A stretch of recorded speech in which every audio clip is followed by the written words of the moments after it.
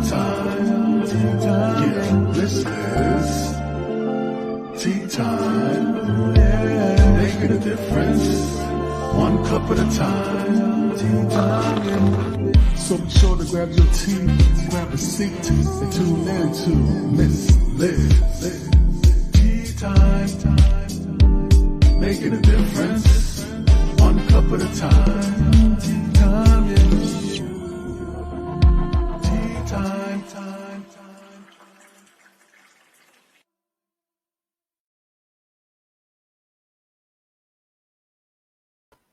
Welcome.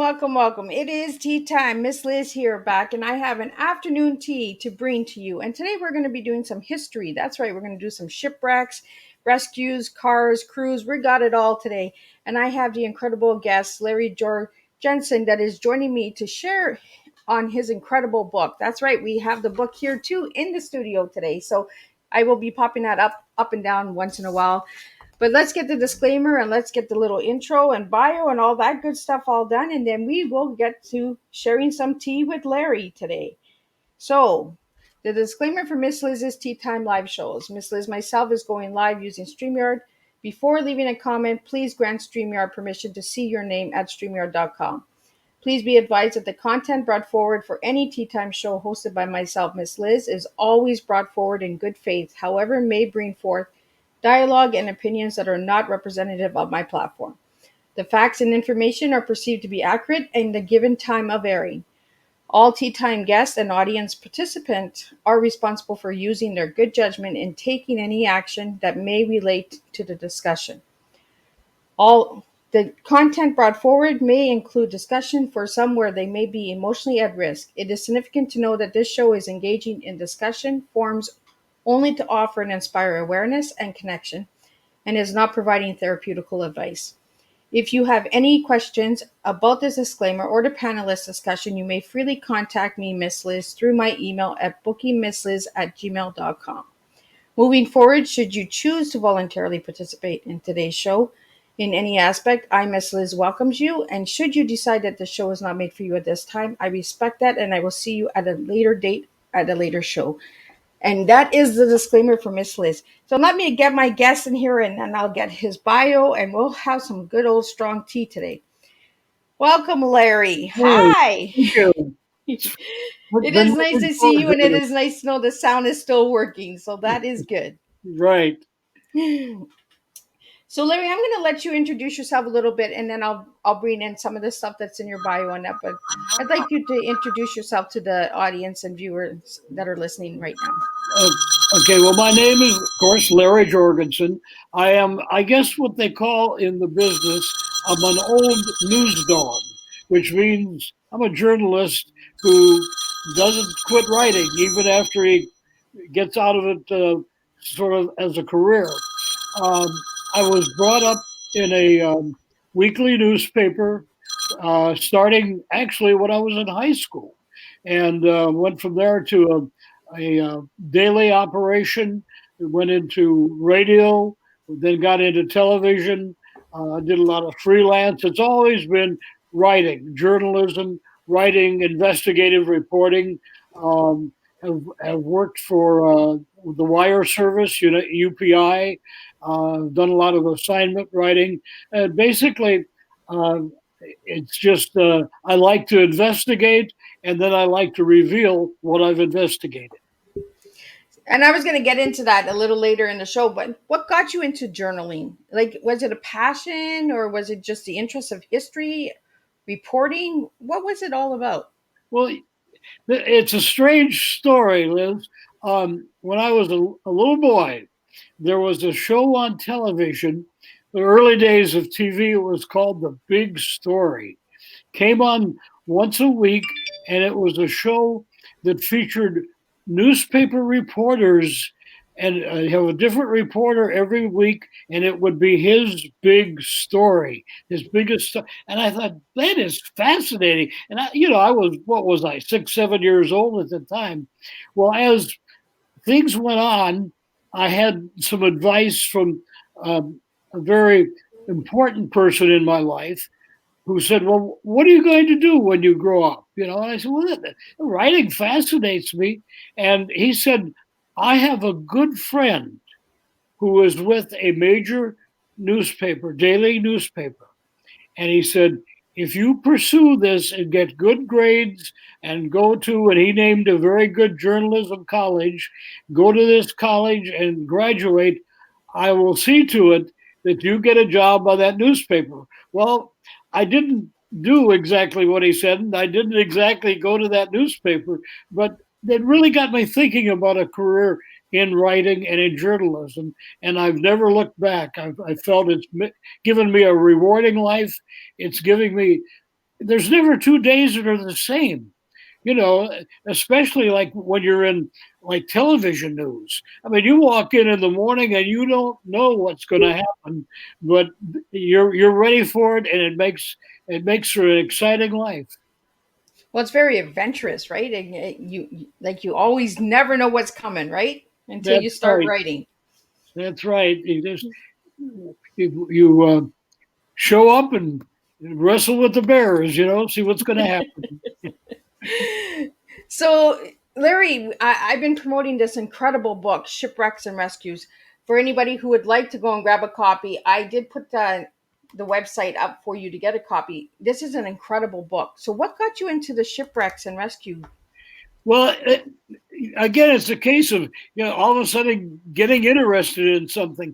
The story takes place in the tip of Upper Michigan, what they call the Keweenaw Peninsula, and it's a place that in the summertime is very beautiful. Right now, they've got a lot of snow up there already, but anyhow, I was up there on vacation 2 years ago. I love to go up there, and I had seen just a small article in one of these little tourist magazines that where I was at, there had been this shipwreck with cars on it, and that the cars were rescued. I thought, that's never happened before. So I got fascinated by it. I started, investigating and talking to people and going to some of the historical museums and archives and so forth. And I realized that it is a story that had never, ever really been told in total. And the photos in the book are absolutely fantastic. I was fortunate enough to be able to get photos from, it was the family of the Coast Guard rescue crew captain. He, besides being the rescue boat captain, he also was a photographer. He was an amateur photographer, and he took some fabulous pictures. And because of his family handing them down to historical societies, we were able to utilize them. So there's a lot of that in there, and a lot of others that we found through other sources. But it was so strange to me that no one had ever put all the pieces together as to how the shipwrecked, how the crew was saved, and ultimately how the cars were saved. These were 1926 Chryslers who had been built, obviously, in Detroit, and they were headed across Lake Superior for Duluth, Minnesota. Well, obviously, they didn't make it. So I got fascinated by the story and really got into it. And I really dedicated a year. And for me, that's pretty quick to do a book in a year. But I was fortunate to get a lot of help, and so we were able to get it out in a year. And it's amazing the reception it's received. I'm getting calls and orders from all over the country. I thought, well, people that like shipwrecks in the Great Lakes, they would be interested in this. What I didn't really stop to realize is another group of people that are very interested in the book are people that are old car collectors. Because here's a story of some 1926 automobiles that were rescued from a shipwreck. And so it's a story about cars and ships. And it has really opened up the book to a lot of possible markets and a lot of places for people to read it. Well, I wanted to know what was it about this story that really got you like fascinated to tell the story, and why wasn't this story ever told before? I think the thing that fascinated me was that I had read a lot about, because I go up that area, about shipwrecks. I mean, there's been 6,000 shipwrecks on the Great Lakes, but yet this one has never been recorded on the shipwreck maps or anything. So that alone told me this is something that has sort of been ignored. And when you talk to people in the area, they'd say, well, yeah, we heard about that, but they never really had the story of what it took to rescue the crew. The crew got lost in the snow and almost froze to death. And then what it took to get those cars off of that boat. The boat was basically trashed. It hit a reef and a big gash in it, and it was almost immediately declared a total loss. So there was no hope of getting the boat back on the water. And to get the cars off of the boat and onto this reef, which is often Lake Superior, and to get them from there to the shore and ultimately get them down lower Michigan to back to Detroit. I thought it was fascinating. How could this not have been written up before? One of those little hidden treasures that you find sometimes. The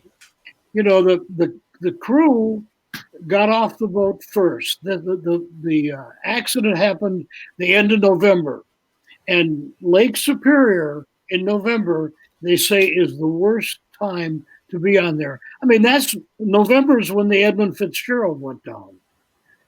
So that tells you the kind of weather you have on Lake Superior in November. So what happened? The ship carrying the cars got into a tremendous storm.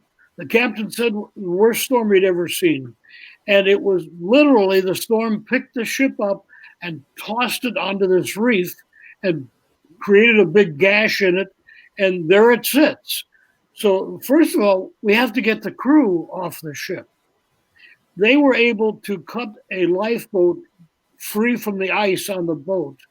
And they would take the lifeboat and put a few people in it, go to shore, pull the lifeboat back until they got everybody to shore. But now they're in very deep snow. And to make matters worse, they thought the only way they could survive if they could find their way to this little town called Copper Harbor. It's right on the tip of that peninsula. Well, what happened, the captain thought that what they had done is they had gone west of Copper Harbor. He saw a landmark that he thought was what they call Brockway Mountain. And he thought he saw that, which would have put him west of Copper Harbor. Well, the fact is, they weren't west. They were east of Copper Harbor. So when the crew gets on land, they think, we've got to get to Copper Harbor. They start walking east. They're going the wrong direction. And they get totally lost out there. They have no food. Some of them are poorly dressed. In fact, all of them were really poorly dressed for what they're getting into, but some of them actually had like Oxfords on for shoes and that.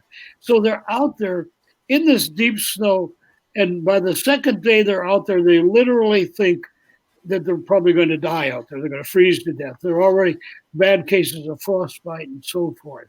So they were pretty close to giving up.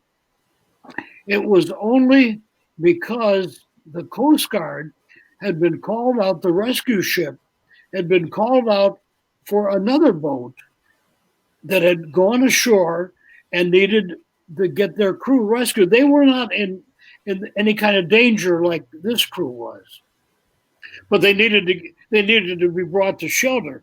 So the Coast Guard crew goes out to get the second crew rescued, and they go right by the abandoned ship, which, by the way, is called the City of Bangor.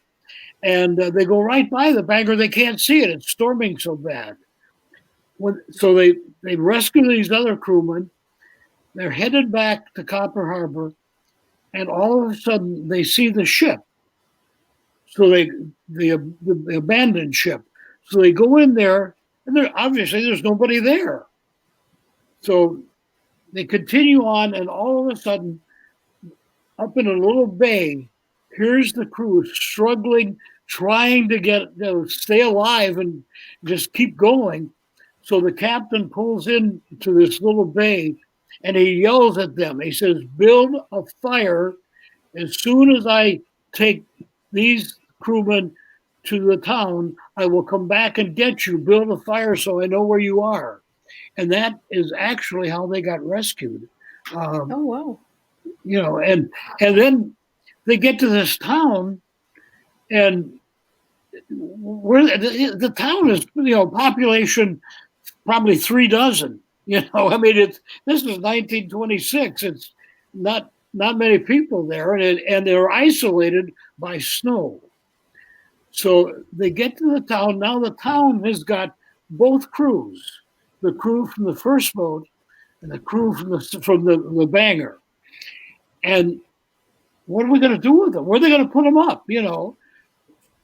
Finally, because the second crew was in pretty good condition, they decided they could take them to the Coast Guard rescue station, which was about 14 miles away along the lake. The other crew, there was a family in town, and we write about this family in the book, that said, "We'll take them in." And they took them all in, and luckily, they had just slaughtered 2 pigs for the winter, so they had food. They had, as the story goes, they had a well-producing cow and some chickens. So they finally are able to get these crewmen who are really in bad shape. Some of them can hardly walk. They get them to the house, and they just collapse on the floor around this big stove and begin to thaw out. Well, some of them are pretty bad shape and had to be ultimately taken by a special snow vehicle into the hospital, which was about 40 miles away.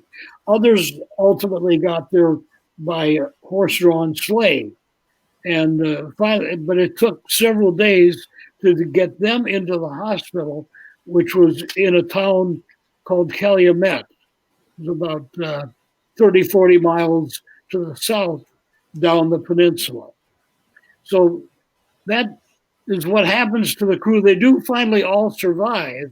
And little by little, as they are able to be released from the hospital, they then go back to their hometown.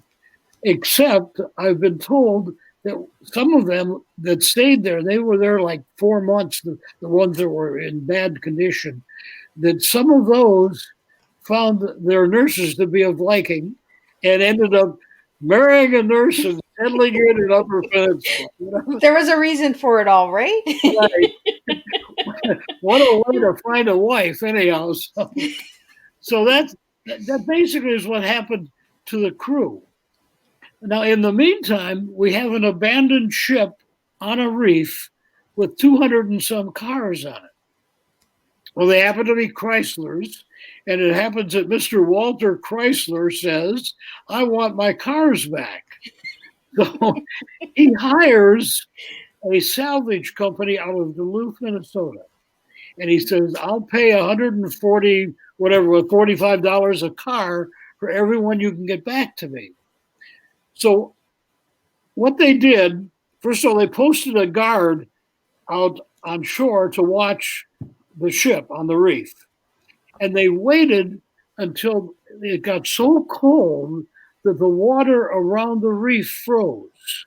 It froze hard enough that it would support a vehicle.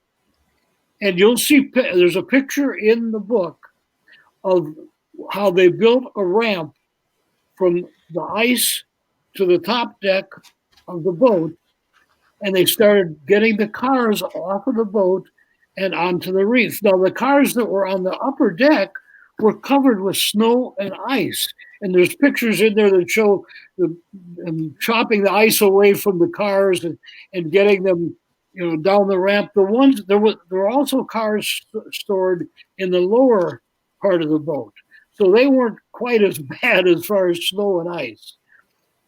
They get them off the boat. Okay, they get them on the reef. Now what? Now what are you going to do, right?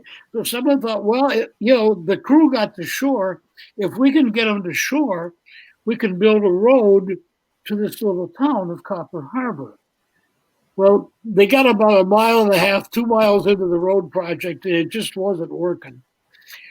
Someone said, wait a minute. The ice along Lake Superior, along the shore, is frozen hard enough that we can drive the cars along the shore. So they did. One by one, they drove the cars along the shore and got them to the little town of Copper Harbor. Now, it wasn't an easy task because some of the cars either didn't have batteries or the batteries were dead. I mean, you can imagine cold weather. Yeah, with all that rain, with that coldness, right? So what they would do, the ones that they could drive immediately, they would drive them to town. They would take the batteries out and take them back out there and put them in another car. And eventually they got all 200 and some of these Chryslers to the little town of Copper Harbor. Well, now what are you going to do with them, right? You got 200 and some cars, population 36. Obviously, you're not going to sell them in Copper Harbor. So the deal was that if you could get the cars to the same town where the hospital was, to Calumet, they could then get them on a train and have them taken back to Detroit by train. Sounds like a plan. Problem is, it's 40 miles and the road doesn't get plowed in the wintertime. The snow is, in some places, the snow is 10 feet deep the way it's blown in there. So that area of the peninsula, there are 2 counties that make up the peninsula. And it took the road crews from the 2 counties working 3 weeks to clear that road open. They actually had to bring in a special snowblower from Minnesota because theirs wouldn't even handle it as it got closer to Copper Harbor. But they finally, after 3 weeks, get the road open, what road there was, and it wasn't much. In the meantime, they've been hauling fuel by sleigh, a tank on a sleigh, up to Copper Harbor so the cars have got fuel to get back down the road. So what happens? They finally get the road open. Now, here's the deal. They come to you and they say, tell you what, we'll pay you $5 to drive that car from Copper Harbor to Calumet. And a lot of high school boys that day volunteered for the job, make a fast $5. Well, if you think about it, here you are, you're driving this brand new Chrysler, and at the end of the trip, you're going to get $5. Well, you've got a brand new Chrysler. Some of them didn't quite make it down the road.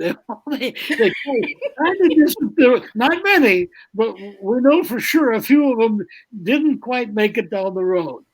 And we did, in fact, find one that was owned by a family, handed down through the family for 60-some years.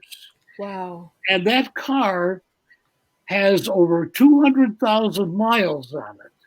And you can see it today. It's in a lighthouse museum in Eagle Harbor, Michigan, right on the shore of Lake Superior. And if you look at it, there's an axe mark where they cut the ice off of the car to get it off the ship, Oh, wow. It's amazing. And that car, and we tell the history of the car in the book, who owned it next, the family that owned it and so forth, and how it finally ended up in the museum. It's quite a treasure to see. So you've got that situation, but we still got so much more to the story because now we have the abandoned and ship without cars still sitting on a reef. It sat there for 18 years. people would go out to the shore, they'd look at it, they'd take pictures, and even when it was wintertime and there was snow and ice, they could actually walk out to it. And there were pictures of people by this what's left of the ship during the wintertime. Well, it sits there for 18 years. What happens? World War II. And what do we need? We need steel, right? So they get another salvage crew and they go out there and they figure out how to cut the ship up into pieces and to get it off, get it into land so it can be used in the war effort to create products out of steel. Wow. The interesting thing is that there was a second boat that also crashed about 3-4 years later that wasn't too far from the Banger. So when they cut up the Banger, they also cut up this other. So they had two boats that they could salvage for the war. So basically, that was the first salvage, but it wasn't the last one. There are two lumberjacks who are working in the woods cutting down trees, and they realized that the salvage crew didn't get everything. There's still a lot underwater, and they thought, we can make a lot more money if we can salvage what's left of that boat than we can cutting down trees. Yeah. So they concocted, and we have a picture in the book of this vehicle. It's like a big old truck with big wheels on it and a big winch on the back. And what they did is they went out there and they were able to drag pieces of the ship that was left out of the water and take those in and sell them. So they were sort of the midnight salvage crew, unofficial. So the ship has a fascinating story to it. The people that rescued the crew, they went on in that area, in the county. He actually ran for sheriff a few years later, and they moved to what was the county seat, and he became sheriff. And of course, his wife went with him, and she sort of became the undersheriff, And it's interesting that they would have a case where she'd take care of the jail. That was her job. And if they'd have a case where somebody had committed a crime or some sort of a misdemeanor or whatever, if he was given his choice of pay the fine or go to jail, he usually would go to jail because Ida was a heck of a cook and they knew it. They would get a good meal. You wanted a good meal. But in the book, I was able to in putting the book together, I was able to interview the great granddaughter of that couple. Oh, and awesome. She came up to the Upper Peninsula one time to meet with me, and we'd been talking back and forth, and she said, "I want to come meet with you." She brought some of the pictures that are in the book, but more importantly, she had dug through some boxes. You know how you leave boxes in the attic. She had found one of her grandmother's boxes, and in it was a Christmas card that had been addressed to the family from the first mate of that ship. And I've reproduced it in the book. It is a card thanking that family for saving the lives of all of those crewmen. And it almost brings you to tears when you read the card. I mean, how much they appreciated the fact that family was there. That family fed them 20-some crew members for how many days, not knowing whether or not their food supply would be replenished before spring. They were just, they just did what they had to do. They took care of these crewmen, and to meet with the granddaughter was just amazing. It was her dad was just a youngster at the time, and he was one of the ones that brought the crew through the snow after they landed at the little town of Copper Harbor. He guided them through the snow over to their house. And he was just a youngster. And afterwards, he said he couldn't understand why these crewmen kept falling down. Well, they were so badly hurt, frostbitten. It was all they could do to walk, it was like a quarter mile to the house, So it was, and the story about the ship, and the people involved in opening the roads, and the people involved in saving the crew, and the people involved in getting the cars down there. I mean, you often hear the saying, it takes a village. Well, in this particular case, it took an entire peninsula to actually create what became my book. Amazing people, just absolutely amazing. It's tough enough to live up there in the wintertime, but to have to wrestle with all that too, it's really tough. And again, it's 1926. Right? And back then, the history of the connection and community, the barter and trade, everybody helped each other. And I think that's what I really enjoyed about reading the book. And the book is well written. Like Larry, it is an easy read. The pictures are amazing. It actually takes you back in history, right? Because you look at the pictures and you say, wow, amazing what the community did, what people did for each other without even thinking, we just come all together and we support each other. And like you said, 200 cars plus were saved. Like, that's amazing, back in 1926. And then the ships were used for the war. So the story just connected. And then the love stories, and then the marriages, and all of the connections, right? It's really incredible. And I think that's what I really wanted to have you on Tea Time for, is to get that story out there and to get the history out there of the connection and community that we had back then, and how we can bring it back today, and the importance of knowing the history. Like you mentioned, there's 6,000 shipwrecks. How many of those do we actually know about besides Titanic? Everyone knows about Titanic, but they don't know about the other ones, and all these incredible little ships that had, well, not little because they had 200 cars, but so how many cars were actually lost during that shipwreck, Larry? Well, when the ship got into the storm, the cars on top, on the deck, there was one, the way they secured them, there was a long chain, and they would then attach another chain from the car to this long chain to secure them to the top of the deck. Well, one of the rows of cars, it was like 12 cars on this one chain, the chain broke. So there are 12 or 13 of those cars on the bottom of Lake Superior. Oh, wow. And there was one other one that when it hit the reef, a car was tossed off, and you'll see in the book, there's a picture of this car being hauled in on a sleigh, because that's what that one is about. Right. That one came off of the boat when it hit the reef. So it landed there, and it was able to be washed ashore. So and one of the crewmen said when he got on shore, there was this remains of this car there. He said it just looked like a ball of steel to him, Oh, wow.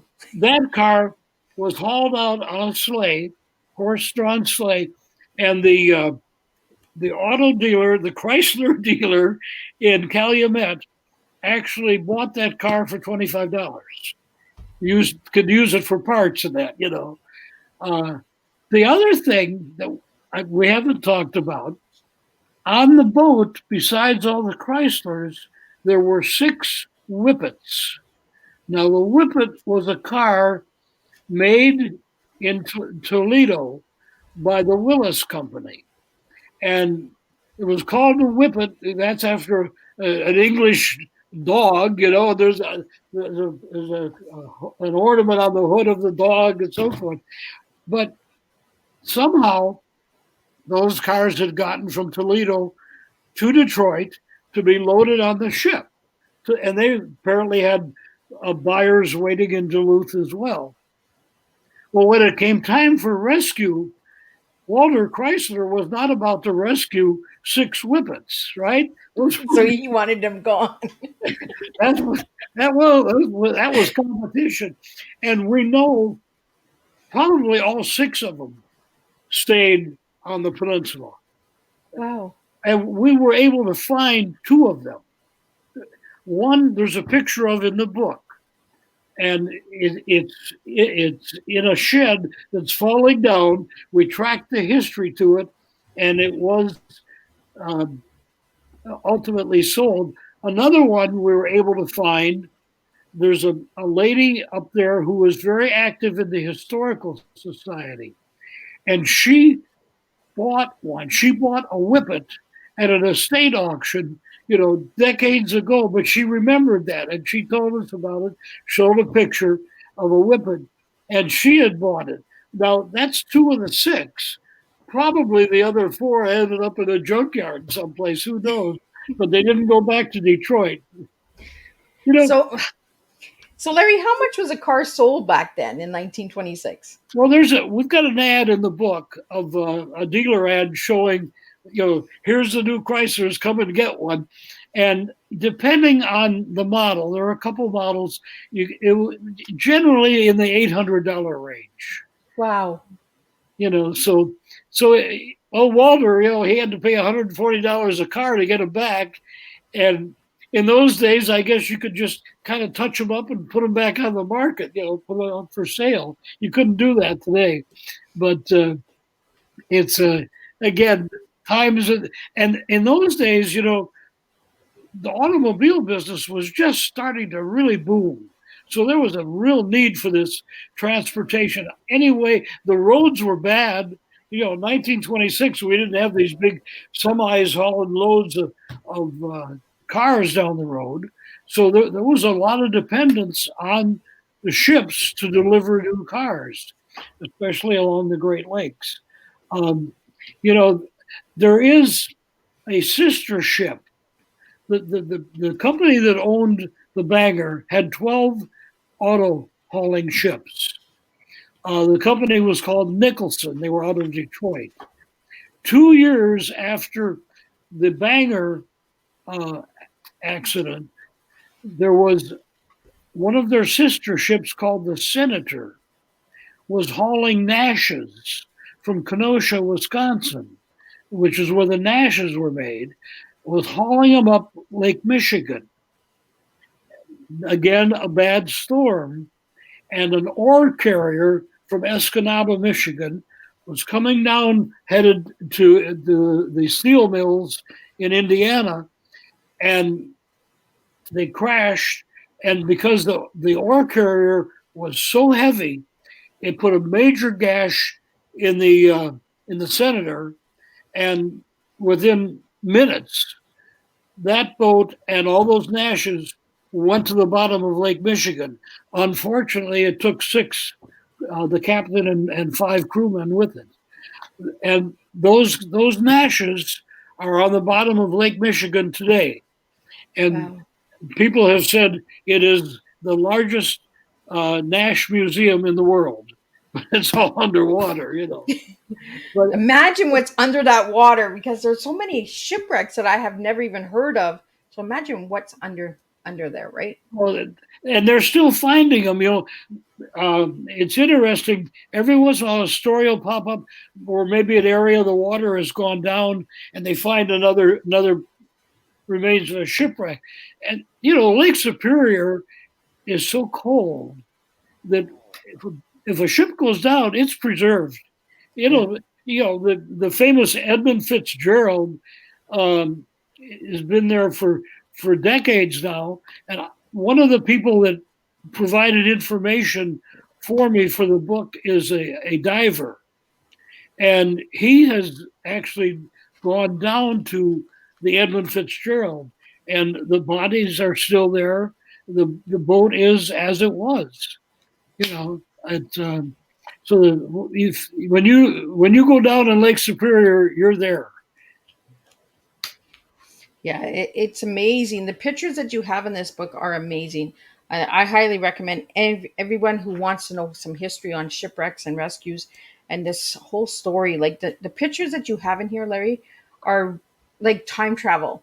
And I love old cars. I'm a junkie for old cars. It's like I tell everybody, if you want to know Miss Liz, show me an old car, because it just kind of there's something about the history and the vintage and the details that were put into cars back then that are not put into cars today. Today it's just a flat banner or a top, Right. where back then it was the wood, the antique, like the detail, the workmanship that was put into each of the cars is just incredible.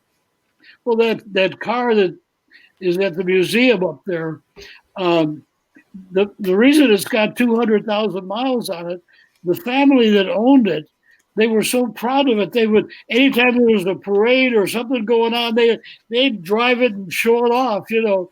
And it actually went through, and there's a picture in the book of it going through the annual vehicle inspection, and the Michigan official that was doing the inspection said he'd never seen a car that old or with that many miles on it, you know.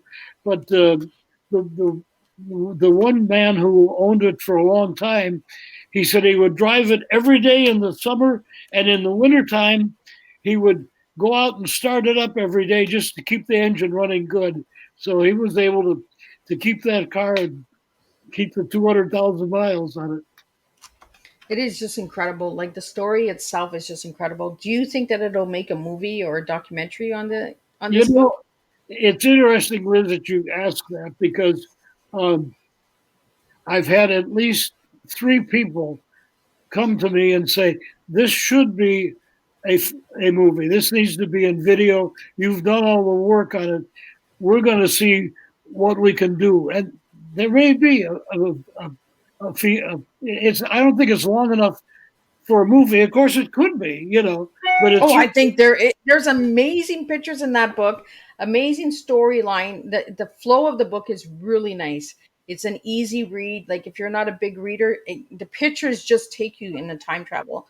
Like amazing. I've read it a couple times and I'm just like, oh, that's so cool. And I'll look at deeper in the picture, and I just love the history and the story and the messages that came along with the story as well, like the marriages and the connections, the family, the communities, the young boys coming up and saying, "I'll drive the car," for $5. You don't hear that story anymore. Now, if somebody would say, there wouldn't be 200 cars even getting to Chrysler. I don't think. I think they'd all be gone. no, it was truly a community effort, and the community being a very long and beautiful peninsula. Anybody who is listening, if you ever want to go to a place that has a lot of history and yet is still pretty, I don't want to say rugged, but pretty natural, the Keweenaw Peninsula of Upper Michigan I go every chance I get, every summer, I try to get up there because it's fascinating. And again, we were talking way back about my background. Well, I was in television news in Green Bay, Wisconsin. And at that time, the copper mining was big up there in the Keweenaw Peninsula. And there was a major strike of workers that ultimately caused the permanent shutdown of all the copper mines up there. And as a reporter, I spent many, many times up there covering that story. And that's when I really fell in love with the Upper Peninsula. Later, as we got into snow and snowmobiles started to happen, and I became a snowmobiler, that was my favorite place to take a snowmobile and to ride in the wintertime. It's just gorgeous. It's a gorgeous country. The people are amazing people, just like the book shows them. They are that way. They are there to help you. And an interesting kind of little funny story. People that live in Upper Michigan are called Yoopers. Yoopers. Yoopers. That's because they live Upper Michigan. They live above the Mackinac Bridge, the Big Mac connects Upper Michigan and Lower Michigan. So if you ask somebody, if you say, well, if you're from Upper Michigan, and you live above the bridge and you're a Youper, who are the people that live below the bridge? And they say they're trolls. Oh, The trolls that live below the bridge. Going back to an old fairy tale, you know. Michigan is a really beautiful state. I have stepdaughters that are in Michigan, in Gaylord, Michigan. So I've been to Michigan a couple times, and it's really a beautiful state. But I've never been to that part of Michigan. So I think I need to make a trip up there and check Yeah, this out. I would recommend don't go in the wintertime. You know, they've already had, of course, you've probably got snow where you are too, but they had this week like 16 inches of snow. Well, Wow. that's unusual even up there this early in the year. There, and I blame it on Heikki Lunta. Heikki Lunta, you know who he is? He's No. he is the Finnish god of snow. Oh, He's a Finlander god of snow, and his name is Heikki Lunta, and he does a heck of a job up there in the Upper Peninsula. yeah, we don't have snow here, but in my hometown, they do have snow. Back home, they do have snow already. Uh, where I live now, no, we have rain, but snow is coming our way. So, so before we wrap up your tea time, Larry, and thank you again for sharing the incredible story of the shipwreck and rescue and all that. I want to get to know what your tea is. So, if I ask you what your tea is, what would your tea be, Larry? Well, mine would be try for extra adventures. I like it. Try extra adventures. You know. And it goes along with who you are too, Larry, because you've always tried to get into the adventures, and understand Well, the adventures. And that's part of journaling as well. So, what message would you have for the kids out there about shipwrecks and getting involved and getting to know them? well, I think there's so much out there, and that's the thing that I found too.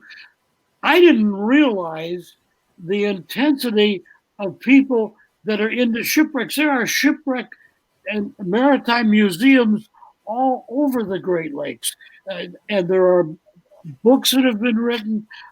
If someone is really into this as a hobby, there are places you can go that some of the divers have annual conventions that'll bring their story, what they've found lately, and it's absolutely more more prevalent than I thought it would be. Of people that are truly into the Great Lakes and the shipwrecks and the stories that go with them, all the way back to the start. I mean, when you look at it and you realize it was a main source of transportation for how many decades, and then where we are now we see on the Great Lakes we've got cruise ships on the Great Lakes. It's become a tremendous vacation to get a cruise ship and tour the Great Lakes. So it's come a long way. So, Larry, have you found out if there's any survivors still alive from this shipwreck?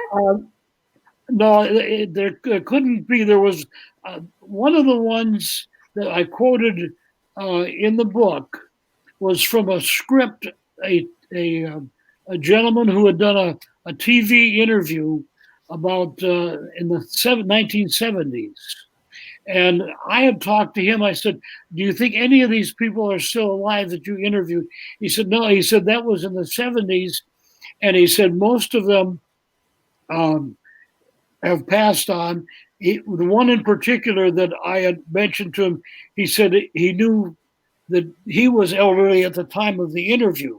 So, but what we have been able to find, just like on the Coast Guard captain, we've been able to find his daughter and grandchildren. So a lot of them have stories. I would love to find somebody who had a relative that drove one of the cars. I found a couple. Oh, that would be cool, right? Yeah. And the other thing, as long as we're talking about what am I looking for, the one picture that is missing from all the pictures in that book, there is no photo of those cars being placed on the train in Calumet. And Oh, the local newspaper covered the story twice. And they said what a tremendous rescue it was, and how there were people sent up from Detroit who knew how to do this. And you think somebody would have gone over and taken a picture. My only, and believe me, I even ran an ad in the newspapers because I thought somewhere you've got 200 and some cars that were driven, and somewhere somebody's grandfather must have driven one of those and must have taken a picture when the cars got to Calumet. I've talked to archives, I've talked to historical groups. There's a gentleman in Marquette, Michigan, who has a tremendous collection of old photos. They're all categorized, and you could go in there and I did buy some photos from him, but he said he has never seen that photo. No one's seen it. So wow. it is, there's a reward pending wanted. He wants that picture. A picture of Chryslers on a train headed back to Detroit. Well, you would think that the train station would have took the picture. It's just amazing. You know, you've got the Northern Michigan University in Marquette. You got Michigan Tech right there in Houghton, Calumet. You know, I talked, and the people at the archives at Tech were tremendous in finding things for me. No picture, no picture. There's one historical group that has a museum in Hancock, which is just south of Calumet. And I'm hoping, they had a flood in their building, and a lot of material was misplaced. You know, they're going through remains of the flood. The flood was a couple of years ago. And the woman told me, if there's a picture, we've got it and we'll eventually find it. So we'll see. You just never know, right? And there's a reward out there. So if anyone is listening or watching the replay later, if you know of this picture, reach out to Larry. Larry, it was an honor having you on Teatime and having this story brought to life.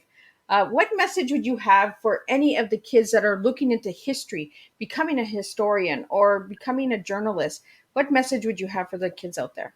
Well, I think the important thing, if you're going to write, is write about something that you're interested in, you're passionate about. I mean, I got totally addicted to this story. That makes the task a lot easier when you're in love with the task. You know, a lot of people will write, and I'm guilty of it, I've done it. You'll write a book of something that's happened in your family and it's important to you, but you don't, there's not much distribution, that kind of book, amongst the family. That's all where it goes. So my advice is find something that you're passionate about and that a lot of other people are passionate about.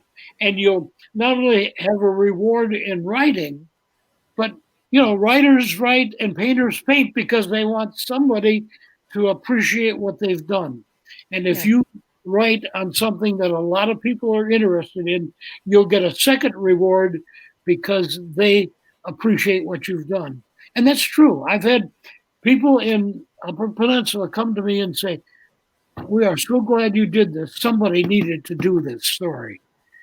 That's a better reward than $22 for a book, you know. That's a personal reward. Well, just the storytelling, right? Just bringing back the history. And, right. You know, like this book is like a time travel. Like, it is amazing the way that the book is written. And it's not a very big read, so it's a very easy read as well. And the pictures inside are really incredible. Just to look at the pictures of the history, how they were able to take these pictures in the freezing cold, you know, somebody taking that picture, but nobody taking that picture on the train. Like, we need that train picture. So if you ever get that train picture, Larry, I want to know that you got it. Okay. Well, I've enjoyed being with you, Liz, and we're working on a couple other things, so maybe sometime we can come back. Absolutely. I would love to have you back. And Miss Liz always does a reunion show in December where I bring back the guests that were on Tea Time for the year. So you get to meet other incredible guests that were here as well. And there's a lot of people that have been on Tea Time in 2022 that have a lot of history and a lot of incredible stories that I think would align and work good together. Uh, Jim Curtis and you, I think, would really align really good because you have a lot of the history, a lot of those amazing stories that need to be told and heard. Yeah. And I think that it's incredible to have you share this with the world. And if anybody would like to reach out to you, Larry, how could they reach out to you? Well, probably the simplest way is leave a message on the website, because we do have a website called shipwreckedandrescued.com.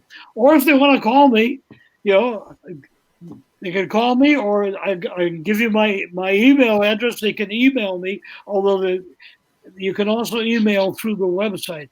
But my email is simply GL, like George Little, GL Management 40 at gmail.com. Um, Phone number, I'm not afraid to answer the phone. It's 337 591 1937. You never know. If somebody calls, they might have a good idea.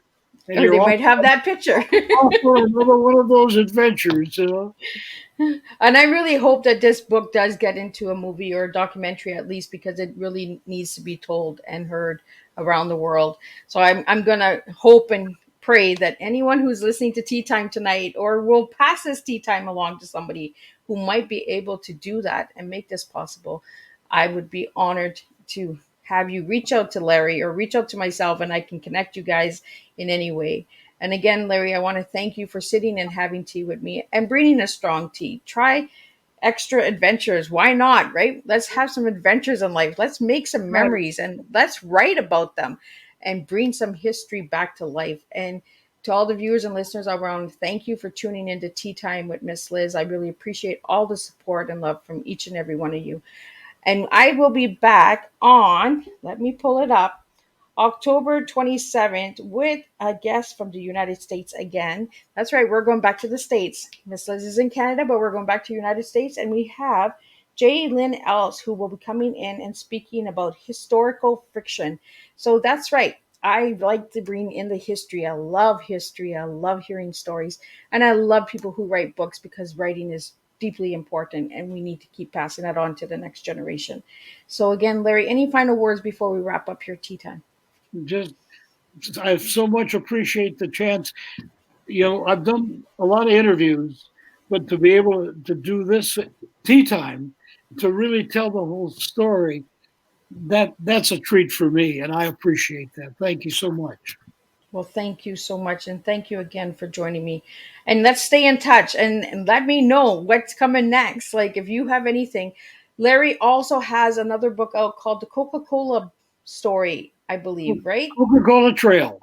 Coca-Cola Trail. So grab yourself a copy of that as well, because that looks like an incredible book too, which I think I'm going to be grabbing because I want to know a little bit more about Coca-Cola and the history of that incredible company, because that's still around. So there's a story there too to be told. So again, Larry, thank you again for joining me, and thank you to all the viewers and listeners.